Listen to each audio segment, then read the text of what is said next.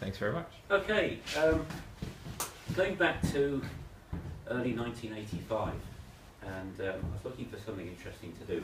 And in Radio Communication, which is the UK magazine for radio amateurs, there's a request for anybody interested in doing some communications work in respect of an expedition called Operation Raleigh, which was supposed to be doing scientific exploration around the world. And I thought, oh, that sounds like a good idea, I'll get involved with that. So this is where we started from. I applied, I got interviewed, I got accepted, and eventually we worked out what I was going to do and where I was going to go. And it turned out that at the end of 1985, I was heading off initially to Chile. So a little bit of work to do to get yourself ready for a work like that, because it wasn't just in Chile. From there I was going to head across the Pacific Ocean, eventually ending up in Australia. So started getting ready. The thing to do is to apply for reciprocal licenses so that you can operate in all these countries, or as many as possible. So I started work, and I thought, we'd get this thing to change. Come on, come on, come on. You can do it, you can do it. Maybe you can't do it. It's worked in the test version. Oh, there we go. Oh! No. I thought we'd get this one out early, so we got all the knives straight out. This is me. Right, I had a little bit more hair in those days. Bring the beard back. Well, some of you have seen me with the beard. The beard's gone for 2 or 3 years now. Yeah, where's your wife? This is in my shack in the UK, in the outskirts of London, my FD102. But this is where I got ready and started sending off letters and trying to get licenses arranged, trying to get vaccinations against all sorts of nasty diseases, malaria tablets, that type of stuff. The fun job was trying to get a reciprocal license for Chile, which I was quite keen on doing because I was going to be there for 4.5 months. And went to Chilean embassy in London and spoke to some high official and I got absolutely nowhere. About to give up, walking out the door, and basically the doorman at the Chilean embassy said, what you need to do is this, this and this, and he was exactly right. I followed his instructions and I got my reciprocal license for Chile. The last thing I had to do, of course, was to pack up my job and became unemployed. And on the 26th of December 1985, jumped on a plane and headed off to Chile. So went via Madrid and Buenos Aires and headed off to Chile. Now, during those preparations, one of the things I did do was visit this station, GB4ORH, and that stands for Operation Raleigh Hull. Right? Now, I was on a ship, and this is a picture of the ship. We'll see a prop on in a moment. This is one of my QSL cards. This ship's actually registered in the city of Hull, which is on the north-east coast of England, for people who know England. But I had a visit up to Hull. How far up is Hull from London? It's Yorkshire, so it's probably 300 kilometres. Is it a little south of York? No, it's Yorkshire, so it's the same generally. It's on the coast, by the Humber, River Humber. South of Newcastle? A lot further south of Newcastle. So I'm from Newcastle, and that's a lot further north from there. Okay, so this is an idea of where I was going to go. So this is South America, this is the country of Chile. So I was based in a place here called Puerto Montt. Right? And Puerto is in a port, and Montt was president of Chile back in about the 1850s. I went up here's the port of Valparaiso, which is the port that serves Santiago. Santiago is a little bit inland. From there I went across to the Juan Fernandez Islands, to Easter Island, the Pitcairn Islands, we went to the Cook Islands, American Samoa, Western Samoa, Tonga, Fiji, and eventually into Australia. So that's the trip I did, but I spent the first 4.5 months, I said mostly in Puerto Montt, and a trip up to... You didn't go to Australia, you went to Queensland. Unfortunate though. To start with. We'll cover that later. Okay, this is some of the call signs I used during that trip. So, at that time I still lived in England. A call sign there is G4TAW. And they gave you reciprocal licenses, so for Chile, Charlie Echo 7, was down south in Puerto Montt, where I was located there. Charlie Echo Zero is the Juan Fernandez Islands and Easter Island. VR6NP was at that point, VR6 was Pitcairn Island Group. It's got a different prefix now. ZK1XK, the Cook Islands, Portable KH8 American Samoa, 5 Whiskey 1 Foxtrot Lima was Western Samoa, and A35MP was in Tonga. Right. And at some point along the line, I actually took out an Australian reciprocal license, and I was VK3CIB for a while. So we head off into Chile, and so I came across from Buenos Aires, and to get there you have to come across the Andes. So this is a picture out of the airplane window. As you can see, these are quite high. It's the same chain of mountains as the Rockies in North America. And in North America, they consider a 14,000 foot peak to be a high one. And the Andes, there's 2,000 peaks over 16,000 feet. So they're a lot higher in South America. And see, these are snow covered, and this was the middle of summer coming in. So eventually arrived in Santiago, and a bit of luck at the airport. A couple of things happened there. First of all, I had a little bit of an issue with immigration because I didn't look quite like my passport photo. And I've actually bought my passport from those days, and it's They never look the same. they never look the same. This one looks even more different because you saw in that picture before I had a beard. With my passport, I didn't have a beard. After that picture you saw before, I had quite a big haircut, or little haircut, depending which way you look at it. I didn't have too much hair left. And I got a fairly long hair in this one, so when I got to immigration, the guy looked at my passport, and he looked at me, and he looked at my passport, and he looked at me, and he just smiled and waved me through. And I had to wait at the airport for a little while. I wondered why there's so many crowds milling around, and shortly after we came out through the gate, we were followed by Jacques Cousteau. So saw him at Santiago Airport. Anyway, I spent a few days in Santiago. I just took this picture because I like the contrast of this nice modern building with a shiny glass front and the reflection of the older buildings that you can see in the background. Now, to give you some context, the time that I was in Chile was the time of the Pinochet regime. So there were, I think for 3 months before I left, every night on the news there was all the talk about the riots in Chile. And I think, friends keep laughing, "You still going to Chile? You still going to Chile?" And, all the riots every night on TV. There was a little bit of trouble from time to time in Santiago. I never saw anything. Down south where I was, nothing happened. I called this is Santiago model train scenery. You know, the model train, you have a nice flat board and you put a hill in. Well, Santiago looked the same. Everything was just flat or a hill. There wasn't any sort of rolling country building up the hill. It was just flat or a hill. And this doesn't quite be the same size and stature as that great big one that you see in Rio de Janeiro, but this is the equivalent up on a hill. So a bit of fun the time we spent in Santiago, but I was in there a few days, then jumped on a train, and 20 hours later or something like that, we ended up in Puerto Montt, and this is the ship that I was on. It's called the Sir Walter Raleigh, was its name. It's a North Sea trawler? It's a converted North Sea trawler. Excuse me, Nick, did you say Puerto Montt was the port for Santiago? No, Valparaiso is the port for Santiago. Puerto Montt, it's about 1,000 kilometres south of Santiago. Yeah, converted stern loading trawler. We had a couple of interesting things. This big A-frame on the back was a big heavy winch, and we lifted stuff in and out. So we actually had 2 landing craft on the ship, and you just literally picked them up and put them in the ship. And we carried 3 cars on the ship. We put the cars on the landing craft, just picked the whole lot up and put them on the back of the ship. No, there's no mast. That's a flagpole on the back there. We'll talk about the mast in a minute. And that's looking down from the hill above the ship. Now, unfortunately, down the other side, somebody went up the other side, so we're really down in a bit of a valley, and trying to work too much from there was hard work. But we did run daily skids down to an expedition headquarters we had in Coyhaique, which is probably about 300 kilometres or so south, 400 kilometres south of where we were.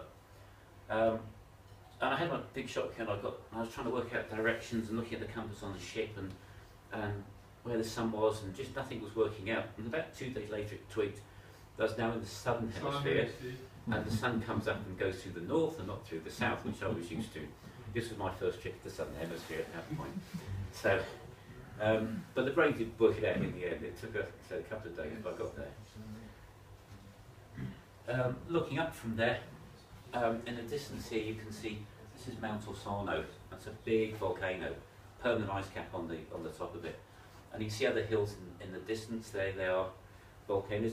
I never actually heard it, but apparently a month or two before I got there, one night there was a rumbly night, and all these volcanoes were rumbling and singing to each other and making quite a noise. Unfortunately, I never got disturbed that way. And that's just a closer view of Mount Osorno. I did wonder at one point whether we could climb up the top of that, but I think it might have been crampons and ice axes trying to get up that, so we decided that just looking at it was a better idea than trying to climb it. This is just some of the water coming off. This is just a really narrow cut channel through. I would not recommend trying to swim through that, canoe through that, or anything else like that, because I think if you came in one end, you wouldn't come out the other end in the same pieces, or one piece. You'd probably come out in several. That really was quite ferocious, that water running through that channel down there. Just want to give you a few ideas. The channel was absolutely lovely, and this is just more the calmer water away from that little channel. It was really quite a picturesque area. Now we had a few little things going on the ship while we were doing this sightseeing and touring around and looking at stuff. The first incident I think happened about 3 weeks after we got there. Is 2 of the people on the ship got typhoid. Now that's not a day-to-day occurrence. It does up in Santiago, there's lots of people get typhoid, but down where we were, was a little bit more interesting. And one of the things we got told to do was to clean the ship thoroughly. Well, that was good because we had a vacuum cleaner on the ship, but it didn't work. And the ship's quite a big place to try and clean, and you know, carpet's not very good with a dustpan and brush, so I used the excuse to go off and buy a couple of vacuum cleaners in the local town. Now, it's not like going into a shop here and buying a vacuum cleaner because I've found one, saw one, yeah, that looks okay, I'll have 2 of those, please. Sorry, they've only got one of that sort. They've only got one of each of the ones. And no, there's none out the back because all the stock's on display. Vacuum cleaners weren't fast-moving items in Guatemala. So anyway, we eventually bought the 2 vacuum cleaners, and it must have made the person's day in that shop to sell 2 vacuum cleaners on one day. Because as soon as we left, she busy closed the shop, ran across the road to the bank to pay the money in.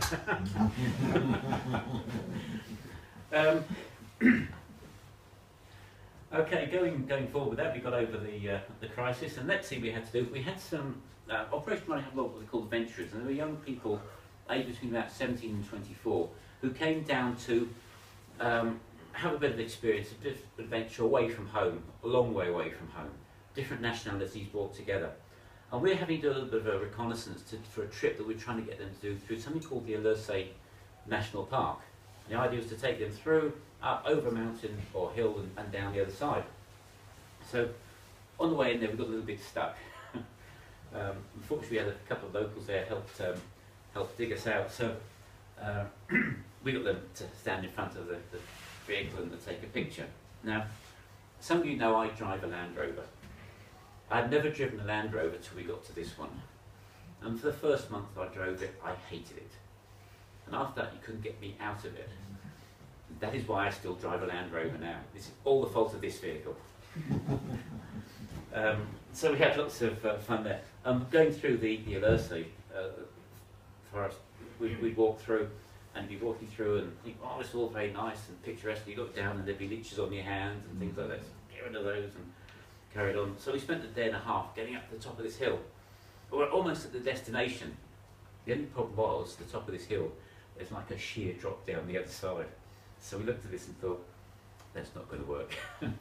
So we had to quickly turn around and try and get back out because we'd arranged to meet somebody at the other end and we had to try and get back far enough to try and alert them. You know, this was before mobile phones and anything like that, so it was a little bit of a rush to get back, but we did get ourselves collected. And this is the guy I did the trip with, and he's just sitting contemplating the forest, but it's just fabulous country, but very, very wet. very, very wet in there because somebody else tried to start a fire one time. He just could not get enough dry material to start a fire. This is the radio I had on the ship. So this is an FT757, and we had it set up just behind the bridge. And so we were doing comms every day down to the Kayaki setup they had there, because most of these ventures were down south. But I also managed to get on the air a few times. But I said that we were down in a bit of a valley, and trying to get out of there on HF just wasn't good. I did manage to work back into the UK on a couple of occasions, and one or two other people, but it really was rather hard work. So after a bit, and we didn't have that fantastic an aerial, so after a bit you sort of, you know, I could keep beating my head against a brick wall, or I could give up and wait till we're out at sea a bit, and I'd have a bit better time. Now during this time, while I'd gone out to do radio communications, I had to take over running the accounts on the ship, which is always quite interesting because I had things like a bank account in my name there and a checkbook. The problem was you had to write checks out in Spanish, and I can't write in Spanish, so I just have to get somebody to write my checks out for me. I just used to sign them. I mean, most things work better if you pay for things in cash. So I'd go wander into the bank with my helper who would write the checks out for me and draw out my million pesos. There's about 200 pesos to the US dollars if you exchange it at the local corner shop. A bit less if you didn't exchange, you went to the bank and did it. So, but you should then wander around, and this actually freak out the girl who was my interpreter with me, because I just draw out a million pesos, which is actually 5,000 US dollars. A reasonably chunky amount of money. Especially since we're talking nearly 30 years ago. And I'd just get a million pesos, I'd have a coat on, I'd just shove the money in my pockets and just walk down the street. And she wouldn't carry any of the money. No, you've got to take the money. Yeah, she wouldn't carry around. A couple other interesting things happened down there as well. One day we went into, or one evening we went into Puerto Montt. We were about 3 kilometres out of Puerto Montt, and we'd taken the boat down there, and we were coming back.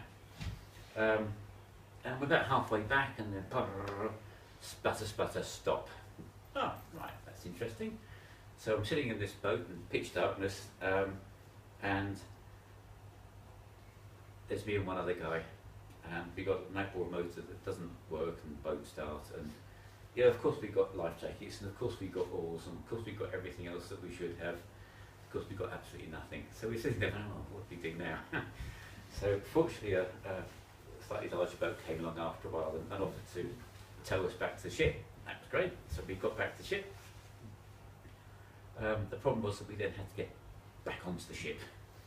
And all that was there was hanging down was a rope ladder down the side of the ship. It was rope ladder that had wooden steps all the way up. So somehow it fell to my job to grab hold of the mooring rope off the front of this boat, in the dark, climb up this rope ladder, which was great. So we got to deck level, and that's where the rope ladder stopped. Unfortunately, there was a gate above there. So somehow or another, I managed to sort of climb up, reach over, unbolt the gate, push the door open, and climb up. And still holding this rope, I had actually managed to not drop it all that time. And another little interesting thing, because we had these ventures coming out, we had to organise a camp for them. So I went to, there's an island called Chiloe, and it's a little bit south of Puerto Montt. So we had to drive for an hour and a half, catch a ferry across to Chiloe, and then drive down. It was about 2 to 3 hours drive down to get to where we were looking to get. Now, one of the people who'd come with us that day, it was his birthday, so he decided he wanted to go out for a meal. So great, we went to the town of Castro. And we sat down at this nice restaurant and got the menu, and what was basically steak and chips. I don't know if they hadn't shot the cow at that point. But steak and chips, I would normally expect to turn up within 15 minutes. An hour and a half later, we got our steak and chips. So, okay, fine, carried on. But of course that put us behind schedule. And we went off and we did this, we did that. And eventually we got down to the area we were supposed to be going, and we looked at the place we wanted to take these guys camping, and that was great. And we came back and worked our way back, and then we got stuck behind somebody, a bus trying to do something, and eventually we get back to the town of Castro. We fill up with petrol, and then we look at the clock at the time, and then we know what time the last ferry goes back across the mainland. And there isn't really enough time to get back to the ferry. Now, one of the other guys had driven down. We decided he would drive down and I'd drive back. So I said to the people, the rest of the people in the back of the vehicle, I said, we've got two choices. We can either really see if we can get to this ferry in time, because we're going to have to drive very fast, or we can stop here and try and find somewhere to stay the night. Now, I was in favour of staying for the night, but everybody else decided they wanted to try and go for the ferry, so all right, let's go for it. So I got to drive this Land Rover way above sensible speeds, and we actually made it back to the ferry probably with about 15 minutes to spare, despite at least one dog trying to commit suicide underneath the wheels of the car on the way back. But it did make for an exciting little trip. Another thing happened down there was I met one of the local amateurs, and he was quite high in the community. He was the local dentist, the chief of the Carabineros, which is the local police, and he invited me to his house, and we were having a chat and discussing things, and the subject of our licences came up. So he gets out his licence and very happy and said, yeah, I'm allowed to run 50 watts. So I got out my licence and had a look down and got the page where how much power could I run? 1.2 kilowatts. So here's a gringo in town. I got a licence for 24 times the amount of power that he's allowed for. He wasn't happy.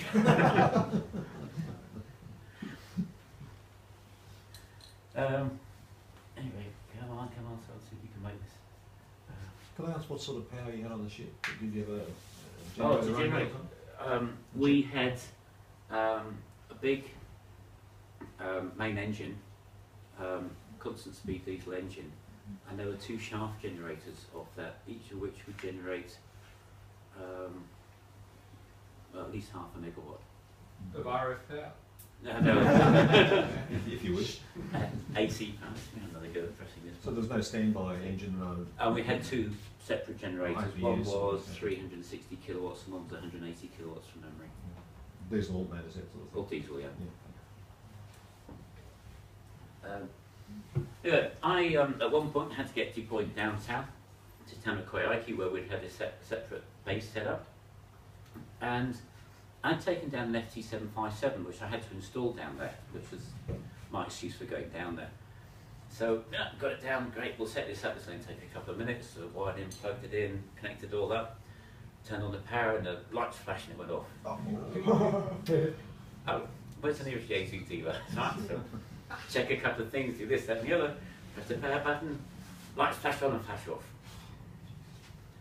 So I scratched my head and pulled the wires a bit, did this, did that, scratched my head again, looked at the manual.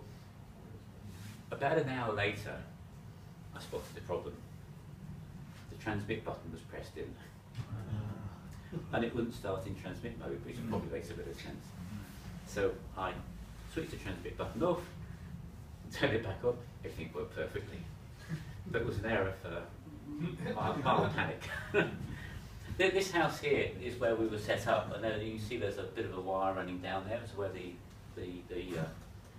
communications area was, and there was a bigger, probably assume this was telecommunications of some sort down to Kayaki. But that's where we were set up. So I had a few days down there, and actually went out and did a little bit of a camping trip ourselves just to prove that we could. We were big, tough people and we'd go camping. And there was a glacier down there called San Rafael, and I really wanted to go down there. But I got someone back up to Quesamont, so until I had to go and do some other jobs up there, which would take a group of these venturers off camping on the Chiloe. So we packed them all up, and this is the trip that we'd done, the one we had to do the speeding back. Got down to Chiloe, caught the bus down to Castro. All we had to do then was to catch the bus out to where we were staying, which was a national park. This was Monday morning. Unfortunately, the bus only went on Tuesdays and Thursdays. So, bit of thinking about it, we managed to get hold of somebody who had a minivan and took us out there. And agreed to come and collect us on the Friday, because the bus didn't go on Friday either, it went on Tuesdays and Thursdays. We were camping very, very close to the Pacific Ocean, but of course it's the other side of the Pacific Ocean from what we're used to here. Had a lot of sand dunes in between us and the Pacific Ocean. And on the beach side, there was a dead whale. It's the first time I'd seen a whale. Yes, this one hadn't probably got beached or something like that. Now, this was my week camping out with these ventures, getting them used to the outdoor life, making sure that their equipment's all okay and everything. I think of all the time I was in Chile, that was the week it rained the most. The week I went camping. We all started off in tents, that was great. And then there was actually some shelters there. So the first night, so we camped one night, and then the first night a couple more of us moved into the shelter, and the next night a couple more moved in. And by the end of the week everybody was in there. And we had some interesting rations we brought with us. I think dried army rations type of stuff. So the meals weren't the most exciting. And we took in turns to cook dinner and breakfast and whatever. So on Friday morning, the day we were going to leave, it was my turn to do breakfast. And we had this very disgusting scrambled egg mix that we were going to have. Our last meal we'll manage. So I got up early for everybody else to get this meal prepared, and I put the water on to boil, and I'd just go and get this powder, dried powder stuff. And I couldn't find it. So I looked round, and I looked round again, and about that time other people were stirring, so I got one or two of them, and they had looked round, and we couldn't find it. And this day we don't know what happened to that dried powder. The best theory we had going around was a couple of horses wandering around, and we think the horses took it. Don't suppose they enjoyed it too much, but maybe that's what happened. Anyway, we got back from our trip. Other things that happened while I was in Puerto Montt. This is the QE2. It came in today. It was on a Friday. Now, for the whole week before that, we saw boats coming down past our boat, past our ship, full of goods to sell to the tourists. And then the QE2 came in on the Friday, and we saw all the prices quadruple for the day.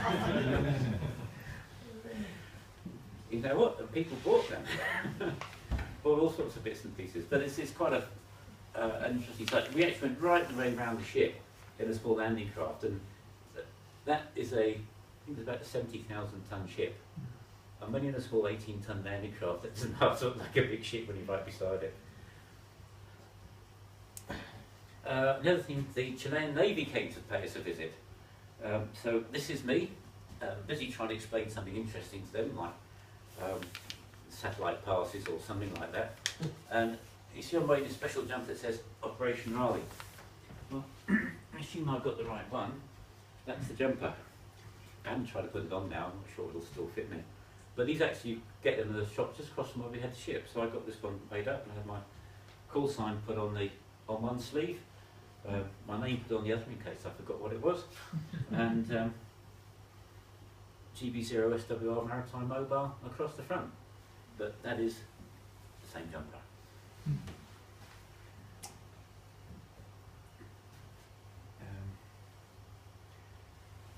Now, during this time, I also had to go back up to Santiago to do a bit of work up on we had an office up in Santiago, do some work there. And it was just coming up to the end of April, we went up and had a couple of days there. And then we had to go and pick up some people, some crew members flying in from the UK, and go and pick them up at Santiago Airport. So it turned out that they were coming in on the 1st of May. Which is well known around the world as being sort of Labour Day or something similar. And it seemed to turn out in Santiago was demonstration day. So we got into the middle of Santiago on the metro. It's a fabulous, fabulous underground train they've got running through there. Got in the middle of Santiago, everybody gets thrown out of the train. Alright, so we managed to get a taxi out to the airport. We met the guys, which included the ship's radio officer, who's David Legg, G3SYF. Anyway, we got them and we explained the situation. I said we might have a little bit of an issue trying to get back into Santiago or whatever, because there could be a few demonstrations going on. So either we can jump in a taxi and try and get back there, or alternatively we could jump into the bar and put the problem off for a couple of hours. So with a unanimous decision, we went in the bar and stayed there for several hours, and then eventually got a taxi back out to Santiago. And you saw interesting things in Santiago in the evening. You come out of the apartment and there'd be a small set of bushes, bit of gardens there. And somewhere in the middle there'd be somebody standing there with a rifle or two, a couple of army people, or we never quite knew what we were going to see in the shoot you went along. Anyway, we got back from the airport, we repacked our bags, and we've got another taxi down to the train station, because that night we're going to go straight down to Puerto Montt. So I went to buy the tickets, 4 tickets to go down to Puerto Montt. Sleeping compartment, there's 2 prices. Won't work out why there's a difference in the prices. Well, I'll take the cheap ones. Big mistake. This is the type of sleeping car. They're actually fabulous old carriages, probably dating back to the 1920s or 1930s.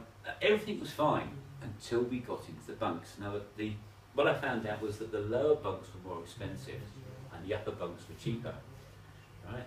And when you got up into the upper bunk and you laid down there, you thought, I'll just go to sleep. You know, is this train going to fall off the tracks? It was rolling around so much. I wasn't the only one who thought the train was going to fall off the tracks that night. But eventually we got back down to Puerto Montt. So, warning, don't buy cheap sleeping car tickets. There's a good reason why they're cheaper. So the upper bunk is that little narrow gap? No, it's I think it's a bit folds down. Oh, just tilts down below. But it's certainly the centre of gravity, you bounce around a whole lot more at the top there. You're down. But apart from that, it was fabulous. And we had a meal on the train, the whole works. It was really, really nicely done. So this time, about ready to go to sea. We've got it ready, but it's about the 20th or 21st of May we got to go to sail. Last few bits and pieces to do before we went. Drove the Land Rover into the local garage, and they jumped out with a petrol pump, about to fill up the Land Rover. I said, no, I don't want you to fill up the Land Rover. And I opened the back door and I pulled out every single petrol can that we could find on the ship, because we're going to sea. There's not a lot of places in the middle of the Pacific where you can buy petrol. So, pulled out all the cans and said, can you fill us up please, I'll come back in a minute. And I just drove off and left it there filling up all these cans of fuel. And you know, I said earlier, well, you used to have all this money that I have in my pockets, and filling up with petrol was one of those things you did. And I'd just been to the bank one time and I had this wad of notes in my pocket and I really didn't want to pull it out. Because I had 250,000 pesos in the watch, so I was trying to get a couple of notes off this roll without anybody seeing just how much money I actually was carrying. Anyway, filled up with petrol, and the last thing I did, I drove the Land Rover onto the landing craft, which then got taken out and put up onto the ship. So we go to sea. Now, Puerto Montt is a little bit of a natural harbour. It's at the top of a bay, and we've been sheltered waters. A big storm came, we felt a little bit of movement, and that was all. We go down through the bay, it's pretty good. So about 6 o'clock in the evening, it's dinner time. So it's like a nice quick meal. And about half an hour later, we went out through the heads into the main Pacific. And fairly soon afterwards, I said goodbye to my dinner, the way went out the same way it came in. And for the next 36, 48 hours, I was not a happy boy. Eventually I did get my sea legs there, but this is the type of stuff that you're going through, the spray coming up all around the ship. And after a while you actually get quite to enjoy the, I find out if I go to sea, there's nothing worse than a calm sea as far as I'm concerned. I prefer a bit of movement. So the first stop we had was Valparaiso. We had to fill up with fuel, and enough fuel to get across the Pacific and fill up the water tanks so that we got plenty of fresh water on board the ship. So we had a few days in Valparaiso, and we went out in the car. One of the girls on board the ship came from a place called Viña del Mar, which is just north of Santiago. It's a very nice little area, and she had a car and she's driving some of us round. Now in Chile they're very, very strict on you having a driving licence. So this was all well and good until we got stopped at a military checkpoint, I think run by the Navy, and guess what, she didn't have her driving licence with her. And so a little bit of tense conversation going on, which I couldn't follow because it was in Spanish, but she got away with it in the end by saying she had 3 foreigners with her in the car, and it wouldn't look very good if she got arrested with these foreigners in the back. Now, I was sitting directly behind her when she was doing this talking, and that's great because the Navy guy was standing there talking to her, and over his shoulder was slung his rifle, and of course it's got a pointy end, the bit where the bullet had come out. Well, I was sitting in the back window and this barrel of the gun was banging against the window. I was sitting right beside it. It wasn't the most exciting moment of my life. And I was quite pleased when we all drove on. So one thing I've got to mention, in Puerto Montt, I said we had no mast on the back of the ship. And we really did want a mast on the back of the ship. So I managed to get in touch with Carlos, who's Charlie Echo 7 Echo Lima Golf. And he made a mast for me, welded onto the back of the ship, put a winch on it. So now we had a mast, but no aerial to put on the top of it, but at least we had a mast now. We'd put up a broadband dipole on the ship, and we were working, we were managing to talk to people on the radio. But I've been joined by a couple of other people. I mentioned Dave G3SYF, who's the ship's radio officer.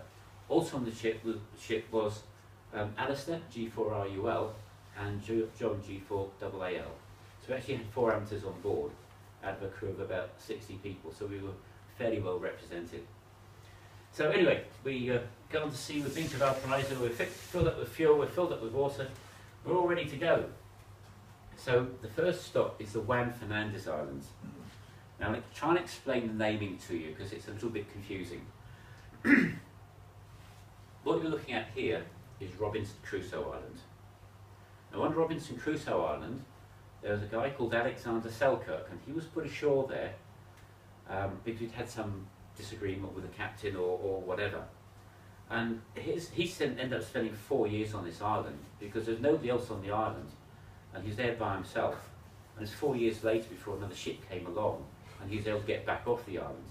Now that became the inspiration behind Robinson Crusoe, the novel by Daniel Defoe. So that's why it's called Robinson Crusoe Island. Now, there's another island in the Juan Fernandez group, and that one's called Alexander Selkirk Island, though that's not the island Alexander Selkirk went to. So it's a bit confusing, but you just get to it after a while. But Robinson Crusoe Island is the island where Alexander Selkirk actually spent the 4 years. And we went and we set up a radio station, I think somewhere up here, which was his lookout point. So we climbed up there carrying backpacks and tents and an FT757 and an aerial and a car battery. You ever try carrying a car battery up a mountain? It's not fun. This is a plaque that was put up to Alexander Selkirk, talking about what he did, and it was 200 or 300 years ago. But this is where we camped, right at the top here. And this apparently was his lookout where he used to run up there every day. He became supremely fit by the, so I think to the point where he could actually outrun the goats on the island to catch them for food. So, you know, that's how fast and quick he got. But we managed to set up a camp there, put a dipole up, not very high, and actually managed to work into the UK from at the top of here. It took about 45 minutes for the QSO. It really, really was touch and go. But we did manage a few QSOs from the top of Robinson Crusoe Island. We stayed there one night, and then we packed up everything and carried the car battery all the way back down the hill. So we did work a little bit from up the top. The next stopping point was Alexander Selkirk Island, and there's a little community here, but they don't stay there over winter. And when we got there, they were just packing up to get everybody off. But Alistair G4RUL and I decided that we'd want to do a bit of operating from here. So we actually went for a walk all the way up here somewhere. I can't exactly remember exactly how far we got because we decided we'd go on far enough after a while because it was a pretty steep climb. But this was the people packing up. So looks like a goat going in there, and I think there's already a cow in the boat. There's people just packing everything into this boat and leaving the island.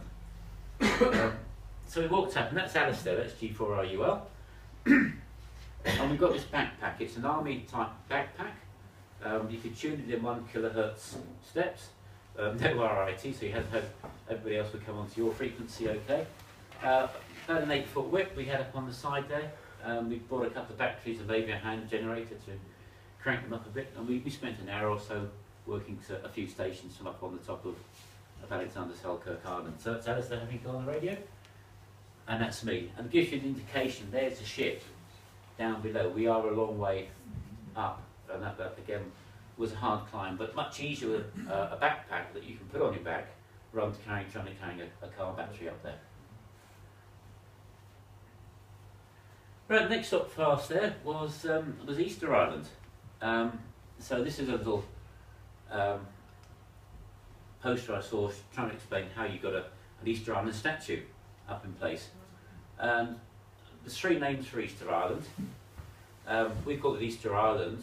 Rapa Nui and Ilha de Pascua is the other name, depending whether you're talking in English, in Spanish, or in Polynesian. So there's 3 names for the same island. So we did a bit of operating from there, but there appeared to be a noisy mains transformer or insulator or something, and there's an S9 noise level. So some have to be really strong before you manage to be able to have a QSO with them.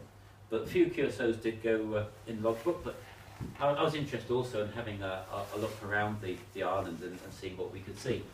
So the way it was getting around was on motorbike, and we hired a couple of motorbikes and went around for a trip, and we found a few of the statues. So you've probably seen this type of picture before. With the statues, they really do exist, they really are there. How tall are they? Well, hang on a second, I'll show you if you wait a moment. Some of them had these little eyes in them, little different coloured stones in them. And I saw this fabulous one. I think this one's a particularly big one. So I really wanted to get a shot of this. So I was walking down the street and I saw this. I thought, oh, that's a good shot. Unfortunately, it was a military base. So no, I probably can't just waltz in here and take a photo. So I sort of looked round and nobody's looking. So I put a telephoto lens on the camera and still nobody's looking. Oh, quick as I can. Click. Went off down the street against it. Nothing had happened. That was the shot I got of that particular one with the eyes. But that gives you an idea of how big those statues are. That's me, and it's an awful lot bigger than me, and there's an awful lot more of it under the ground. Now the other interesting thing here, on the front of this one, is there's a carving, and it's thought that one of the locals, the first time a European ship came along, they'd seen it and actually carved a picture of what they'd seen into the front of this particular statue. But yeah, they are fairly big. And we've got this one, I found it fallen over, so I tried to put it back up, but however hard I put it, it didn't make any difference to the statue. It was certainly a lot stronger than me. And they were just carved out of rock, so we found this one, and they'd abandoned this work part way through. So a huge amount of effort to carve out a solid rock, and it was just lying on the ground, still connected underneath. Because apparently what happened is they used to roll them along on logs, and they kept cutting down trees until eventually they cut all the trees down on the island, and there's no more logs left to roll them along, and no more logs to make canoes out of. No more firewood. Huh? No more firewood. No more firewood, no more all sorts of things. So, Nick, how old do they reckon the statues are? I think they stopped about 300 or 400 years ago, and they go back in time past there, but I couldn't give you But they're old. They're old, they've been there a long time, yeah. Anyway, by this time I'd seen quite a few statues, so I decided it was time to get a statue of my own. Now, one of the problems of being the ship's accountant is if I tried to rationalise my spending money, I'd only take a little bit of my own money, but I always had to take some money for the ship in case we needed to spend some. Which meant that I couldn't rationalise my own money because I'd just go and spend the ship's money instead if I wanted to buy something. Anyway, I went into a shop and they were selling souvenirs and gifts and things like that, and I decided I wanted a wooden Easter Island statue. Now, 2 of the other people from the ship had been there already, and I just watched as they rasped outrageous prices for stuff and just handed over the money. And they left with their purchases probably very happy, and the person in the shop was probably very happy too.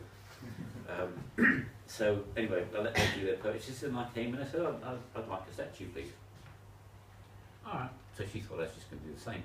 So she asked me for $100 US. No, I'll give you 20. hold on, what's happened? This person's going to negotiate.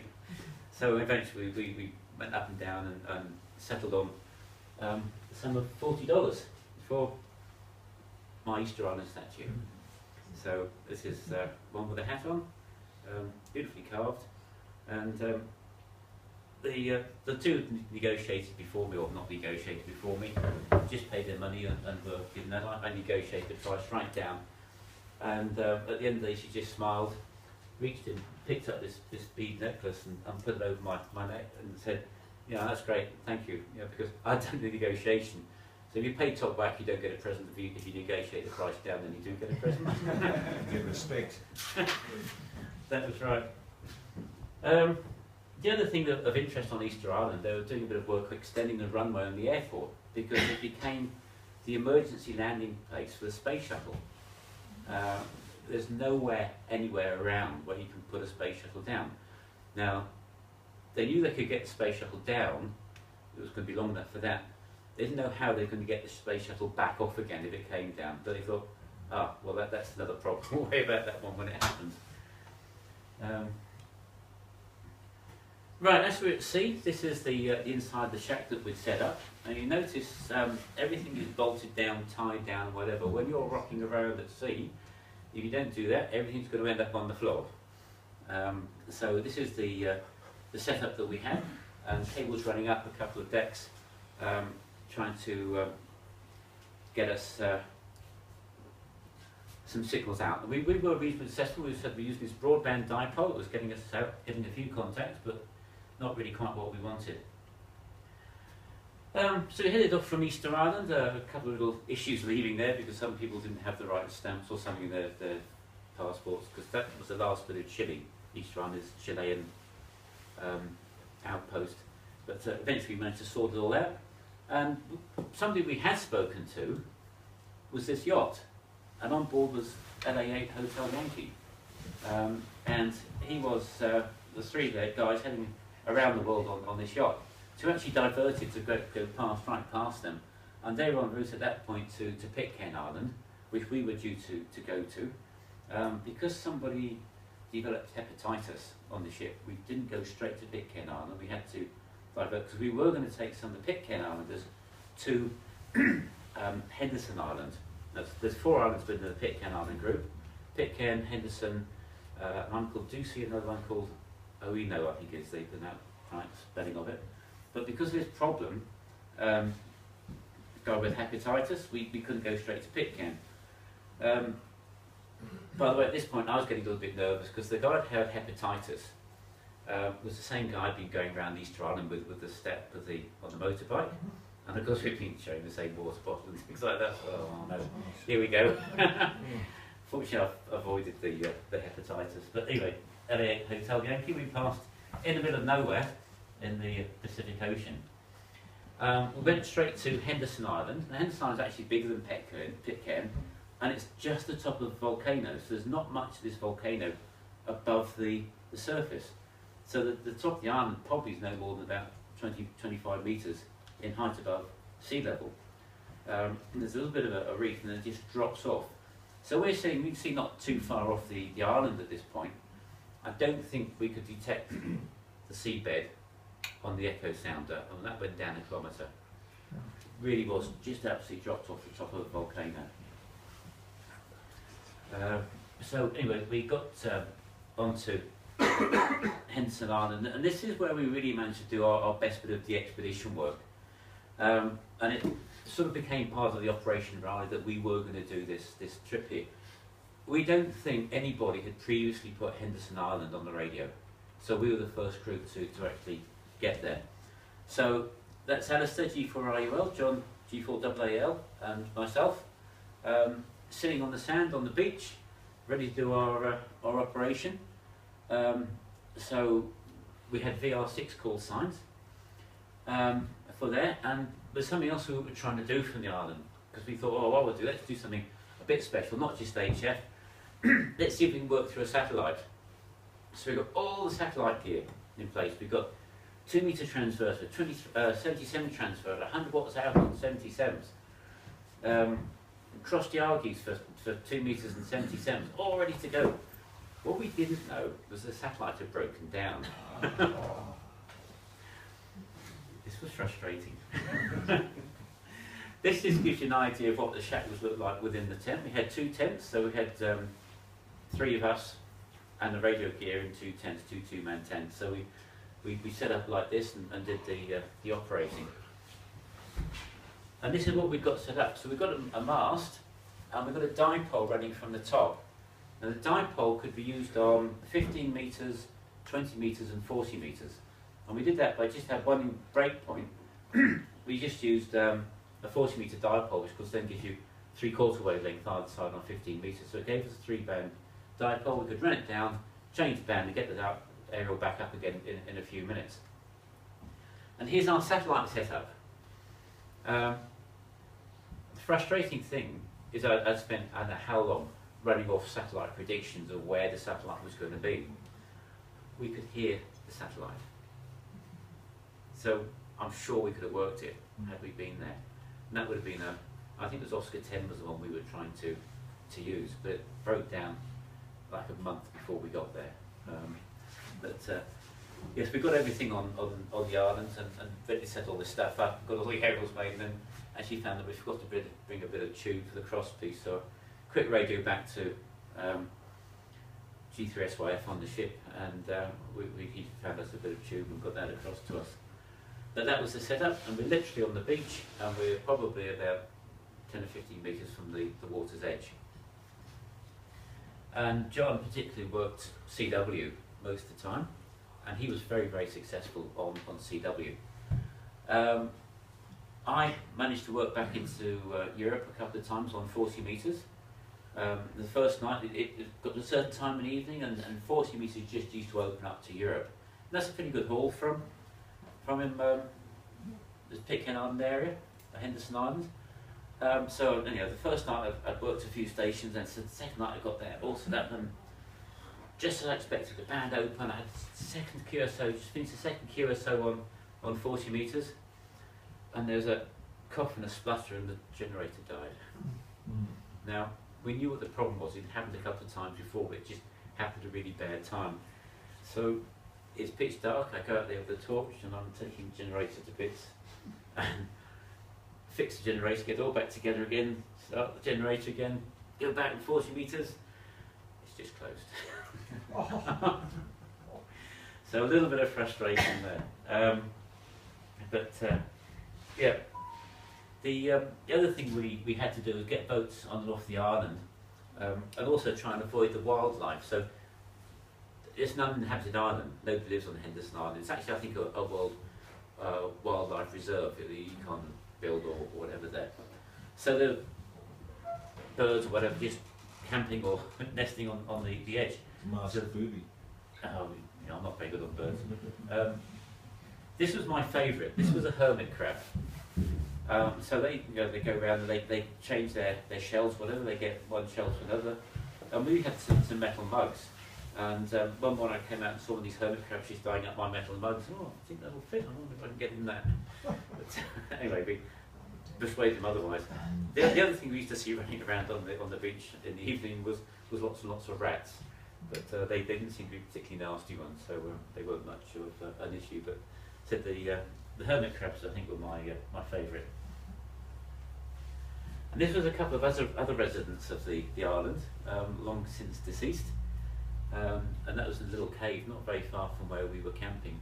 In fact, further down the beach and round the corner there was another cave that had some boxes in it that was full of bones. So apparently there'd been some sailors at one point washed up on the island, and that's where they died. But this was just some human remains that we found in a cave. So the fun and games trying to get on and off the island. Bit of flat water, then you got to the reef, and then it just dropped off the other side. And there's bits of rock either side here, just a narrow channel to get in and out. And it often took a bit of work to get these boats on and off the island to try and get through. You had to be reasonably calm weather. And one time we had a resupply run from the ship. They came to leave and they couldn't get back off the island, and the guys got stuck on the island overnight. We had to accommodate them because they hadn't come with clothes or anything like that for an overnight stay, but they managed to survive. Now one of the guys was, we had a few guys from the US Navy. One of the guys stuck on the island was in the US Navy, and he told an interesting story.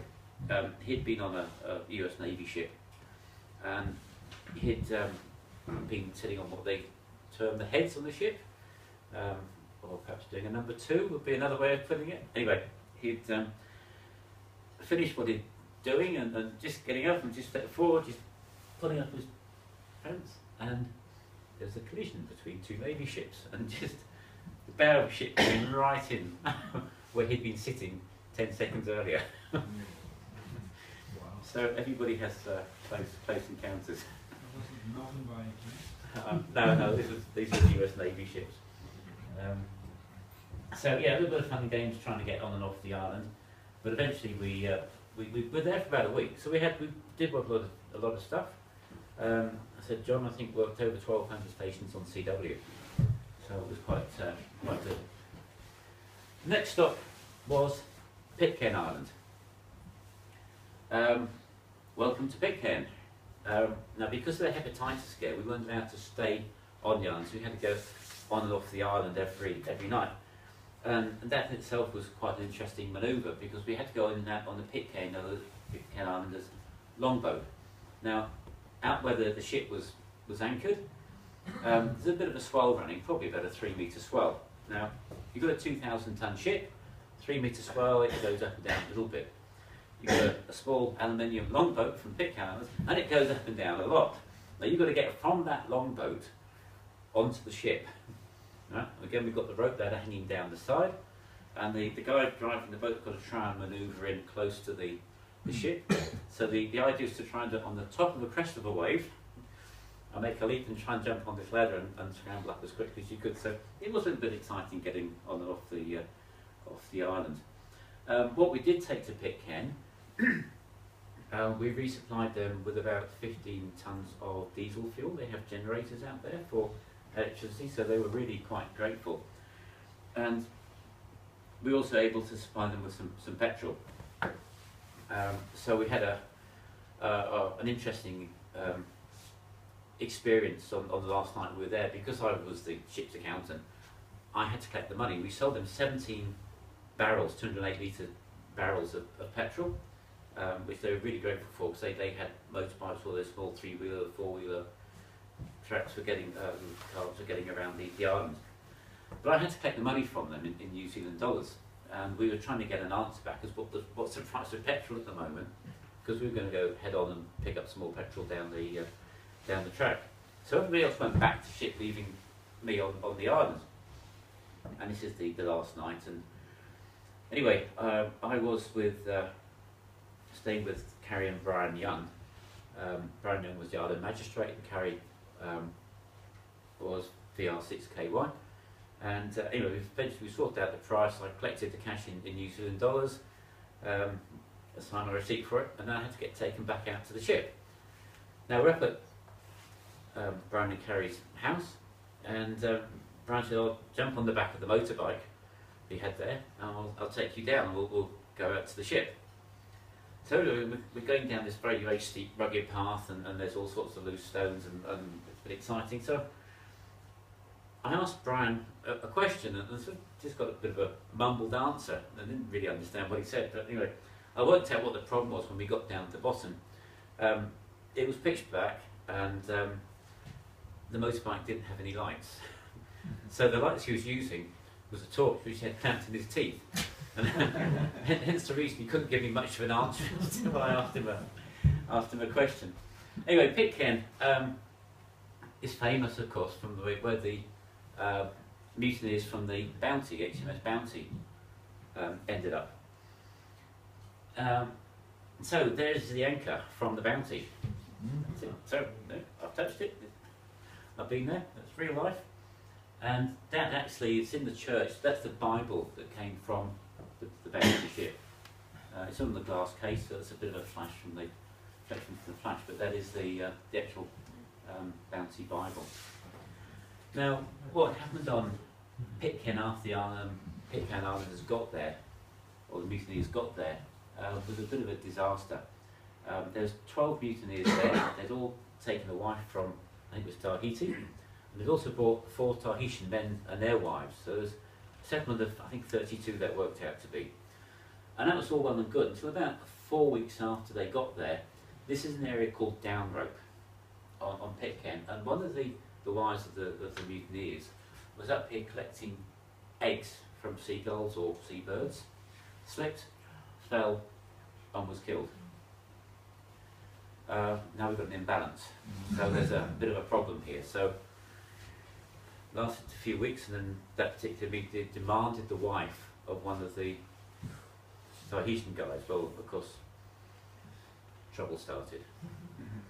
I think they also had quite a bit of booze on the ship, or on the island that they'd got ashore. This time they'd burned the Bounty, they'd burned the ship down to waterline, so there's no way back off. And fights developed, problems occurred. And this went on for 3 or 4 years until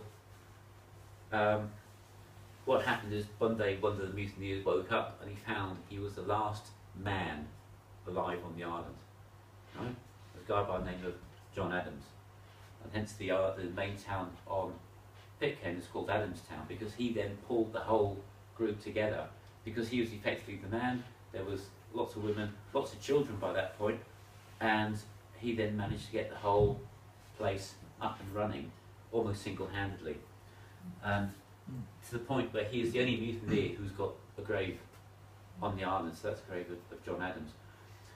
About 40 years later, the British Navy did actually turn up at Pitcairn Island and found he was there, but decided that there was no point taking him back for trial in UK. It was to nobody's benefit to do that. But he is the person who's credited with getting Pitcairn Island going as a community. So it was quite didn't work out too well to me, let's put it that way. And of course the Captain Bligh, ended up being New South Wales Governor, and didn't do too well here either, I think. It was up against the runk, or... Anyway, Pitcairn Island itself, very, very tall. I think it goes up to about 1,100 feet in the centre. So there's lots of places you look down. So that was the landing place where we saw welcome to Pitcairn. And there's various residents.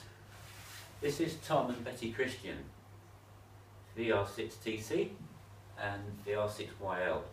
So Tom Christian died 6 months, 12 months ago, relatively recently, but that was Tom Christian. I did get to meet him and his wife. And Betty took us up to the radio station. They've got a big radio station up on the top of the island. And they used to go up there, somebody would operate from there every day. In case there's any messages to pass from New Zealand, they'd be talking with New Zealand. Now I think subsequent to this they put in a satellite link, makes things a bit easier. But this was the radio station where they went up, and everybody, somebody had to go up there every day to do this. This very little picture taken. Unfortunately there's a window right here, and there's no way of putting anything across it to stop the light coming in, but you can just about make out some of the radio equipment that they were using there. And this is why they ran generators on the island to supply power to give them power for this. And I think they used to run the generators until midday, then they'd go off, and then they'd run them again in the evening, because it's such a problem to get diesel fuel to Pitcairn, because there's no wharf, you can't come alongside, so everything has to go backwards and forwards on the longboat. When I was there was quite a gathering of amateurs. In fact, we worked out at that time there was 10 amateurs on Pitcairn Island. So this is Dave G3SYF, that's myself, John G4AAL, Alice had G4IOL. That's the Manly-Warringah Hotel Kilo, who we saw on the yacht. And that's Carrie Young, VR6KY. And that's their house behind. Whoa, look at the Argy they got up on the top there. Now I got to operate that radio station for, I think, 15 minutes. Generated just a little bit of a pile-up going on from there, so it was really good. Just everybody wanted to work you, and I got to the point they were shouting at me, "Go, you've got to come for dinner, you've got to come for dinner." But I didn't manage to get a few QSOs in the logbook, but yeah, just trying to get that many people on the island in one, amateurs on one island at one hit. I thought I'd put this picture up here. This is the shop on Pitcairn Island. It has a huge range of stock. Now this gentleman, I must confess I've forgotten his name. but he had been a radioamateur in his time, so he had done a lot of work much earlier.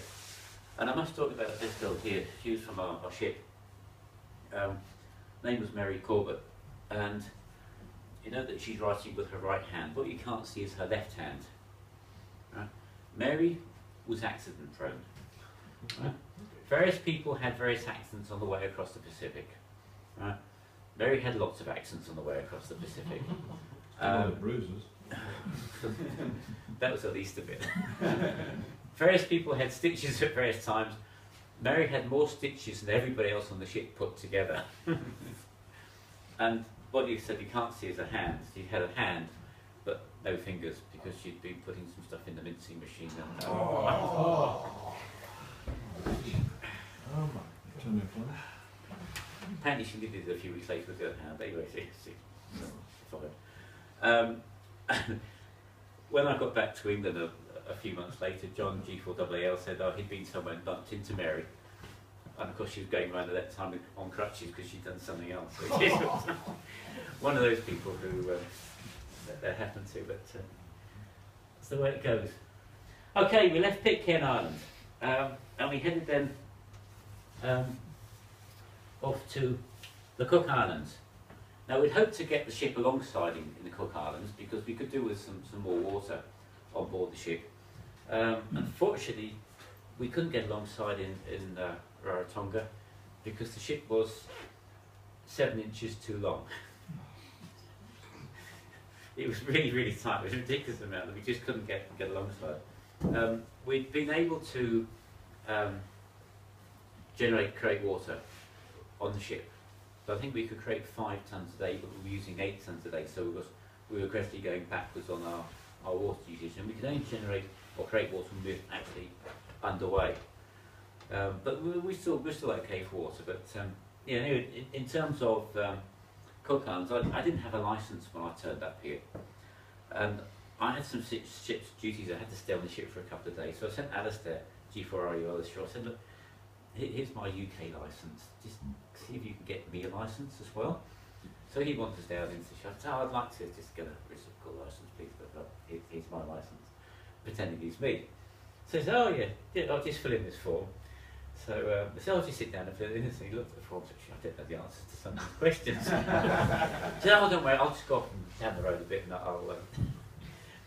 So we get down the road a bit and he calls me on 2 metres.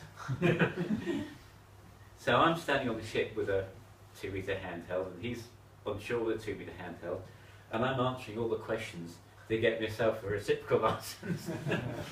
So anyway, he got me said K1 X-ray kilo, got me the reciprocal licence, and we did do a bit of operating from there. It wasn't a fantastic location. The guy only did a little bit one evening. But what we did there, we went off on a trip around the island. So this is the type of thing that you saw, was that the boats with the outriggers, the type of typical thing you saw those in very specific islands. And we met this gentleman, and that's Stuart Kingland, and he was ZK1 Alpha Alpha, and he had all sorts of interesting stuff. They'd set up like a seat of government in his house because they wanted to talk to administrators on all the different Cook Islands. So he'd set up this system where they could all talk to each other. So the government, the cabinet, or whatever you want to call it, would meet in his house, and they'd exchange the messages around all the different islands as the way of keeping the Cook Islands all together.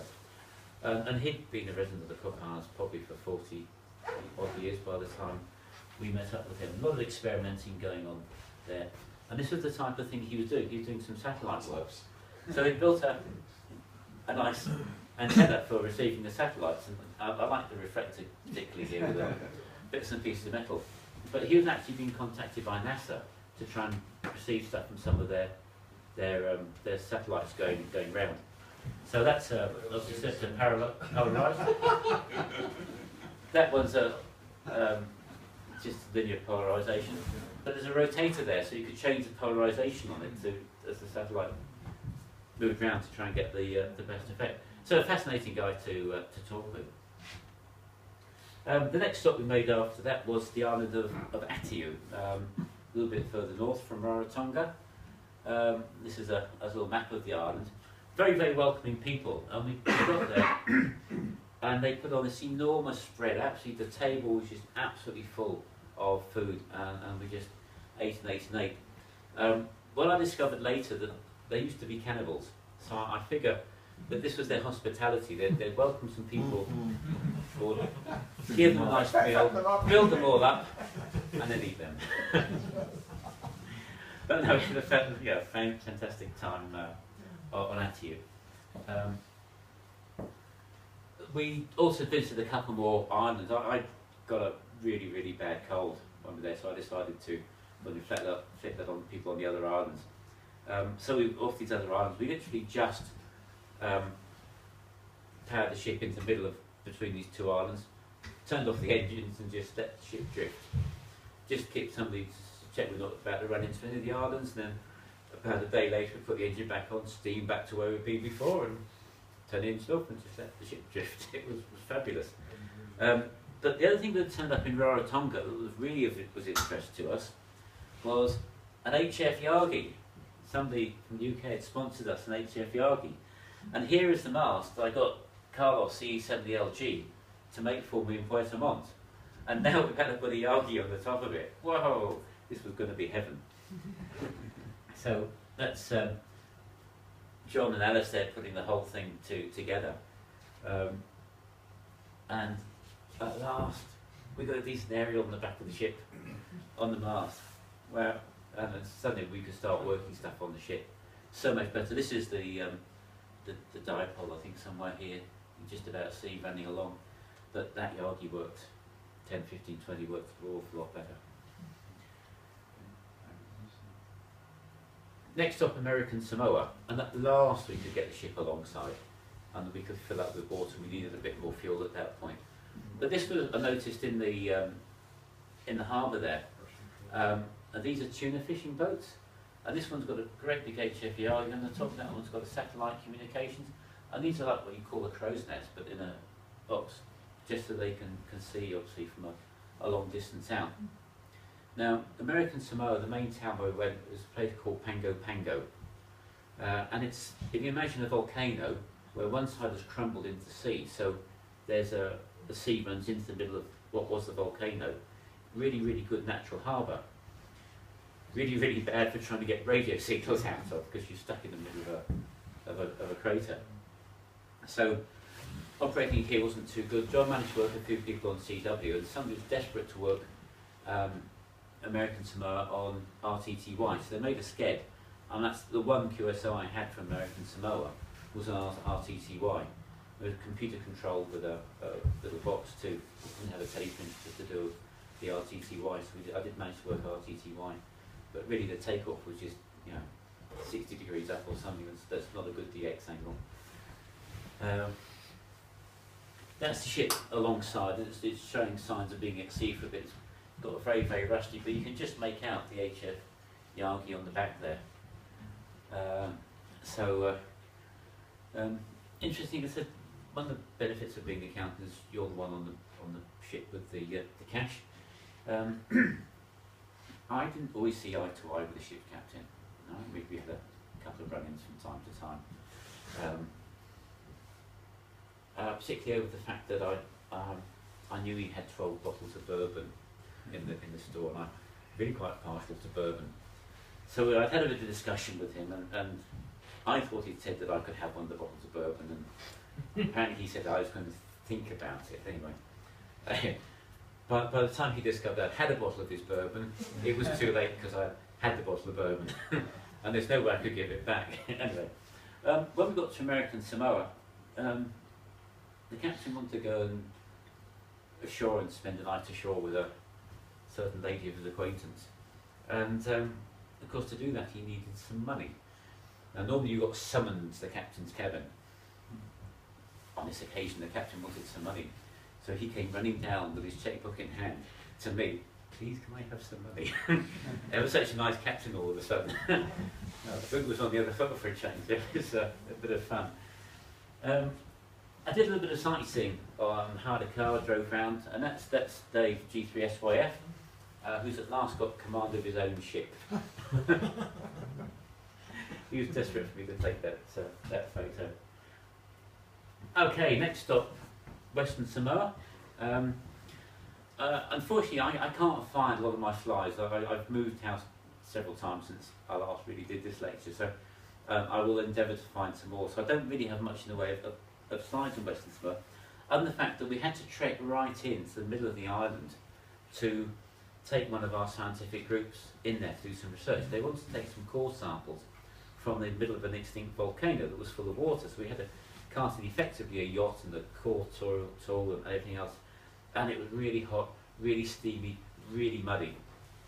And we've got all the equipment in there, and we left them there, and I came back to ship and I looked at my boots that were covered in mud, and I thought, am I going to clean my boots, or am I going to wait 4 or 5 days until this group comes back again? Because I bet I'm going to be asked to carry them back out again. So I decided not to clean my boots. So I took the mud back in when I did the retrieval. And by the way, in case you wonder, the coring sample tool, it's still at the bottom of the volcano in Western Samoa. So it's pretty hot and steamy there. So that's Lake G3SYF. Having assisted with this, he's looking pretty hot and steamy. Next stop is Tonga, and again I've lost all my slides of Tonga, apart from this particular one. When we're in Tonga, 20 metres, wide open, absolutely fabulous communication. And on that yardie on the back of the ship, it was just absolutely great. John G4AAL got shipped off to another island to do some work there, or to look after some of the ventures over there, doing some scientific research, while I stayed behind on the ship. And one night anyway, I'd missed the sked I was supposed to have with him. I got distracted on something, missed the sked. So I came up on 20 metres a bit later, and we actually passed our expedition traffic on 20 metres. Meanwhile, whilst we're doing that, back in Hull at Operation Raleigh at GB4ORH, they're listening to us. We just had absolutely fabulous communication straight back into the UK, and I could hear all this traffic going backwards and forwards that we were passing on 20 metres. What's of interest to me here was this custom shed, because we actually came up alongside here and were moored here. And one day I'm on the ship and somebody comes running in and says, there's a phone call for you in the custom shed. Yeah, yeah. For the other one who's got bells on it type of thing. And I thought, no, I've met this guy in Tonga. Maybe he's trying to get hold of me for some reason. Anyway, so I eventually get down off the ship into custom shed, and this guy, customs guy, handing me the phone, and then trying to push a piece of paper and pen for me in case I need to write down some notes. And it's actually my girlfriend from the UK suddenly come out and see me and trying to get hold of me. And she'd been trying to phone the ship, and nobody'd been answering because the radio room was locked while you're in port. So the operator said, well, you know, where is the ship? Oh, it'll be in Tonga at the moment. So he managed to get a call through, all the way through to this custom shed, right by the ship. Unfortunately, it was a person-to-person call, so she didn't have to start paying for it until I actually said it was me. And we but I don't know, expect to get phone calls in the middle of Tonga. We were in Nuku'alofa, which is the capital of Tonga, and this is just the main port that serves there. But I said, I've got pages in the logbook of where I filled in working stuff. And in fact, looking through there tonight, I found there's a page that's not my writing. I think it was Dave Leg came down, was using my call sign, because he didn't have his own licence, so we used mine instead. So absolutely fabulous conditions from Tonga. We stopped in Fiji on the way. I've got no photos of Fiji that I found. Fiji was interesting in as much as I was getting a bit short of cash on the ship, so I'd asked for some money to be sent out. So we'd arrived there, and I'd gone to the bank on the Monday and said, I'm expecting $5,000. Have you got it for me? So they looked through the books. No, it's not here. All right. Go back down to the bank on Wednesday. Have you got any money for me? No. Go bank on Thursday. Have you got any money for me? No. All right, we're sailing on Saturday, so Friday afternoon, I'm saying, right, last throw of the dice, let's go down there and see if I've got the money. So I go down, have you got any money for me? Oh, yes, we've got $5,000 for you. We've had it since Monday. So thanks for my 3 unnecessary trips down to the bank. But anyway, we did get. I did manage to pick up the money. This picture's the last night at sea on the Pacific, and we'd actually stopped in the Great Barrier Reef to just rest because we due at a specific time the next morning into Cairns. So this is the last sunset across the ocean on the last day of the Pacific. And this is the party waiting for us.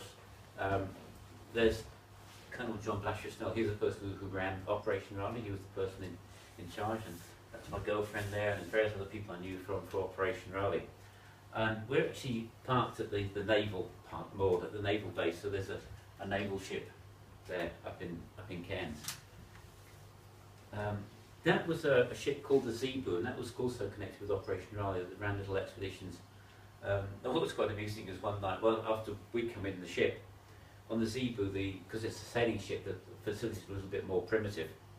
So they came alongside, and brought up to our ship. They had this clatter bang crash and a race of people trying to get off the Zebu up onto our ship because we had showers. And they hadn't had one for some time, and they really couldn't wait to get in our showers fast enough. So I came to Australia and I did something I hadn't done before. I went water skiing, so this is my poser picture just to show up big water skiing. This was in Victoria. I actually did quite a bit of touring around for a couple of months whilst I was here, because this is the first time I've been to Australia. So we're in Queensland. That was the first time I appreciated how big Australia was, because we did a trip by car for a week, went down from Cairns all the way down to Rockhampton, went inland to Sapphire and Emerald and Paces, and up inland through back to Charters Tower. Got back to Cairns week. Thought, whoa, we must have covered a fair bit of Queensland. So I got out the map and saw this little bit of Queensland we've been round, and then thought, oh, hold on, that's just one state in Australia. That's the first time I really appreciated just how big Australia was. But it was interesting. So that's about it.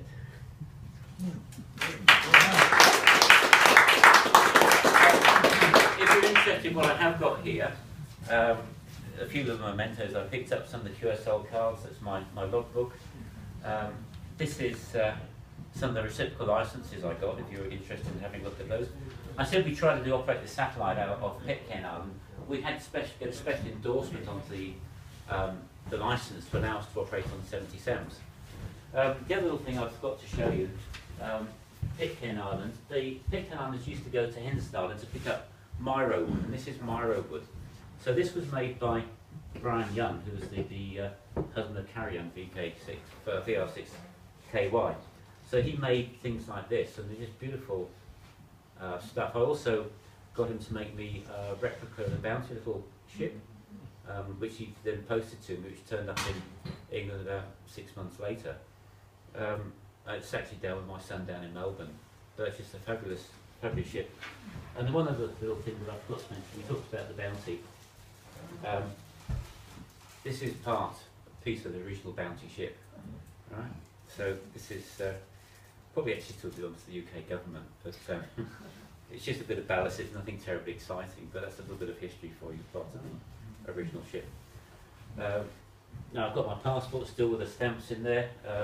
If you're interested, I've got a couple of books there on Pitcairn Island itself. Operation Raleigh also had published a book which included some of our adventures. So I've put a couple of markers in there. One, a bit of a write-up of what we did on Henderson Island.